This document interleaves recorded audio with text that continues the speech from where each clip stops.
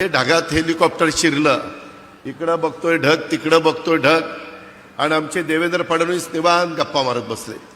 म्हणलं बघा जरा बाहेर काही दिसत नाही, कुठं झाड दिसेना, कुठं काही दिसेना, जमीन दिसेना, आपण ढगात चाललोय, कुठं चाललोय, काय चाललोय. म्हणले काही काळजी करू नका. माझे आत्तापर्यंत 6 ॲक्सिडेंट झालेले आहेत, आणि मी ज्यावेळेस हेलिकॉप्टरमध्ये विमानात असतो त्यावेळेस ॲक्सिडेंट झाला तरी मला काही होत नाही, त्याच्यावर तुम्हालाही काही होणार नाही.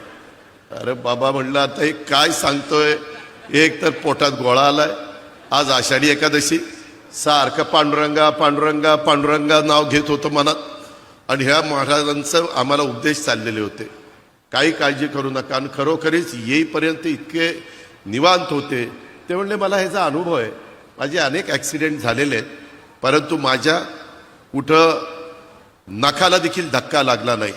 अशा पद्धतीनं बापदादाच्या पुण्याईमुळं इथपर्यंत महाराज पोचलेले आहेत. त्यांची पुण्याई निश्चितपणे उपयोगी पडलेली आहे.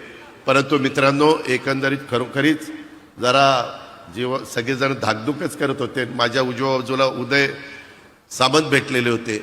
मला म्हणले दादा दादा जमीन दिसायला लागली खाली खाली. मग म्हणलं बरं बाबा, बरं झालं जमीन दिसायला लागली.